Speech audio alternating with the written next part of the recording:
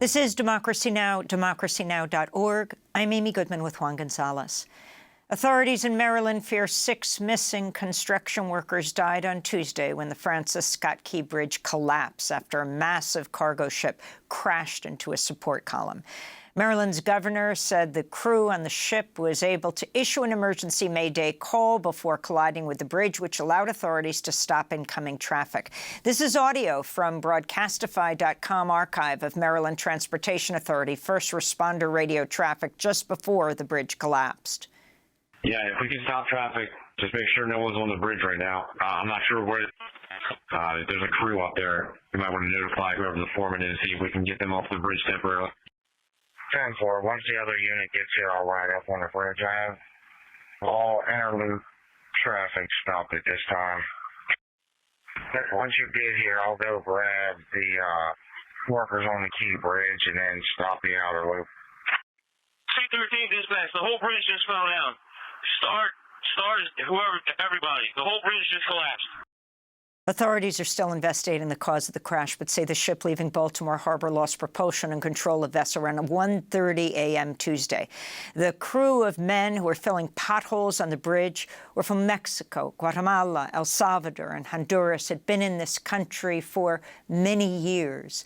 They include Salvadoran father of 3 named Miguel Luna, Honduran father of 2 named Menor Yasser Suazo Sandova, 2 Guatemalan men, and at least 1 Mexican national.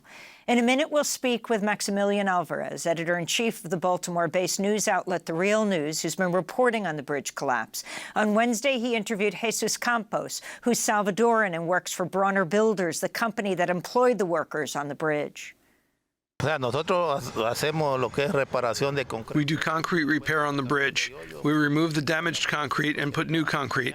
That is what we do at the company. At night, with fewer cars? Yes, with less traffic. We enter at 9 p.m. until 5 a.m. That is the time they give us. But we have worked there for a long time, and there has never been a mishap like what happened. Yes, it was a horrible disaster. Do you know if the workers got any warning? No. I understand they were on their half-hour break that they give them, like they were inside the trucks. There were 4 trucks or 5 trucks that have to be on site. They were inside the trucks, supposedly. For more, we're joined by Maximillian Alvarez, editor-in-chief of The Real News, based in Baltimore. Welcome to Democracy Now! Condolences to your city. And if you can start off by talking about what you've learned about these workers. I mean, the warning did go out, albeit there was just a few minutes, enough time to stop all of the traffic from going over the bridge. Talk about what more you understand about these men. 8, 2 have been saved, 1 in critical condition, and 6 presumed dead.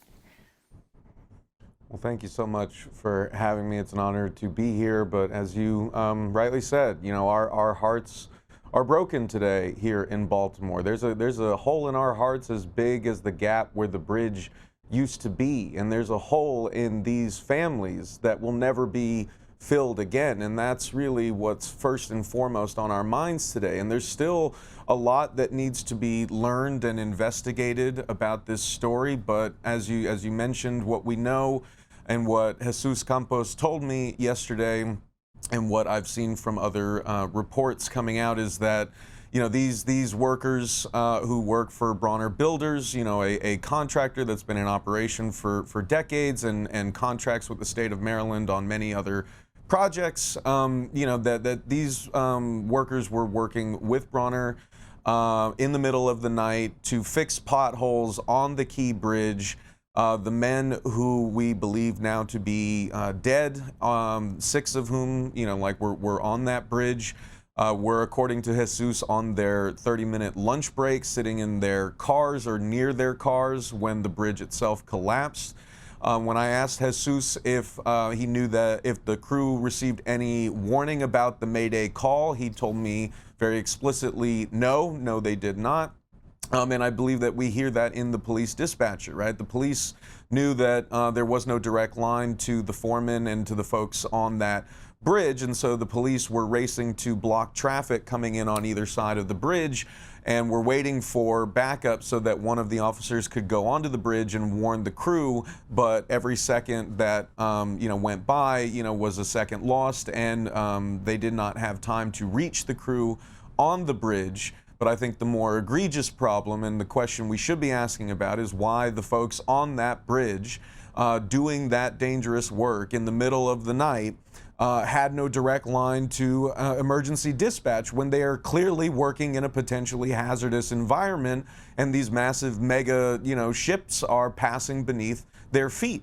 And so far that's what we know. I mean, like, there are again like details that need to be confirmed, but there's a lot in this story that will appear different if you don't know construction workers, don't know a lot of immigrants, don't know a lot of undocumented immigrants. Just one example, and I'm not saying this is exactly what happened, but I'm saying that I've watched a lot of local news in the city over the past 24 hours, and there were reportedly 2 workers who were pulled alive from the water yesterday, one of whom went to the hospital, one who reportedly refused emergency care, refused transport to the hospital. And so anchors have been saying, well, I guess that person was fine and they just went home. That may be the case. But again, if you know workers in construction, you know immigrants and undocumented folks, your mind immediately thinks that was a worker who was deathly afraid of going to the hospital because they may be undocumented. And like, that's a situation that so many workers in this country are actually in right now. And I can only imagine, after going through that, if that was the case, what must be going through a person's mind to refuse emergency services at that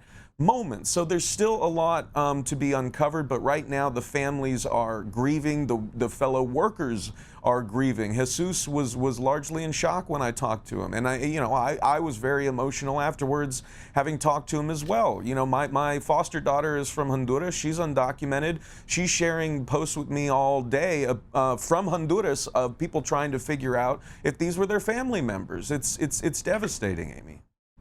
Maximilian, I wanted to ask you this issue of Latino workers and immigrant workers being killed or injured on the job has been a national problem and almost epidemic for years that hasn't been given little attention. 18% of all workers in the United States are Latinos, but 23% of the fatalities in workplaces are among Latinos and disproportionately among immigrant workers.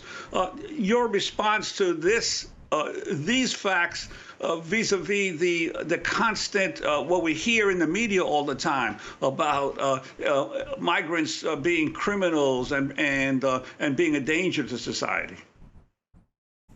I appreciate the question, Juan, and I think this is really important. This is something I want to really stress for people. I mean, first and foremost, as you said, the reason that so many folks are reaching out because they feel connected to this story, even though this was a unique, horrible accident, there are so many elements in this story that working people around the country feel connected to. I was just in East Palestine, Ohio this weekend. I've had residents there texting me all day because they feel connected to this in a way. And I've had construction workers and building trades folks doing the same. Why? Because construction is still one of the most deadliest jobs in this country, far deadlier than police, right? I mean, we just last year, 6 crewmen on a construction crew were killed when a car in Baltimore County, when a car barreled into them. That's just as many who died yesterday. And each one of those lives is precious, and we should care just as much about those lives that are lost. We're killing over 10 times as many construction workers just by roadside accidents around this country every year alone. Those lives matter too. But as you mentioned, Juan, I mean, like, this is not just about, construction workers. This is not just about contractors and all of that.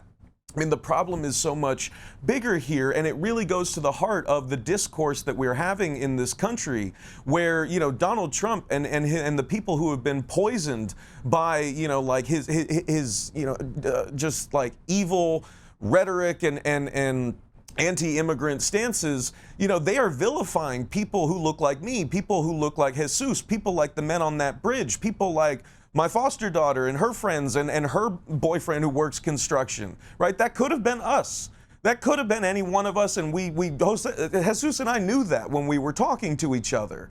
And, I think that the thing that like is really important to stress to people is like, we are not coming to this country to ruin it. We're not the evil people. We're not the enemies. We're workers just like you. We're neighbors.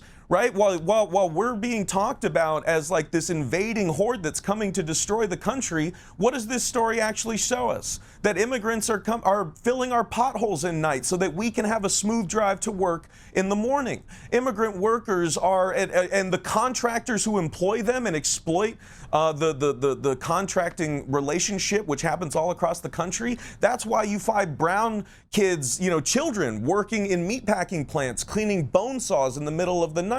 That's why you find children, primarily brown migrant children who should be in school, working in Hyundai parts distributors in Alabama. And yet Hyundai can say it's not responsible for that because it's a contractor, subcontractor, yada, yada, yada. This goes so much deeper. They're workers like this who are working in slave-like conditions in our country right now, picking the tomatoes that go on your Wendy's hamburger, and yet we are contributing to this country. We want to make a better life for ourselves and our families, just like the families who are grieving right now because those 6 men are never going to come home. Like, we are not your enemy. We are your fellow workers. We are your neighbors. Our children are your children's friends in school. And I hope more than anything that people can see this and see the humanity in us and see that this idea that immigrants are somehow destroying our country when, like corporate greed and all the corruption is causing catastrophes from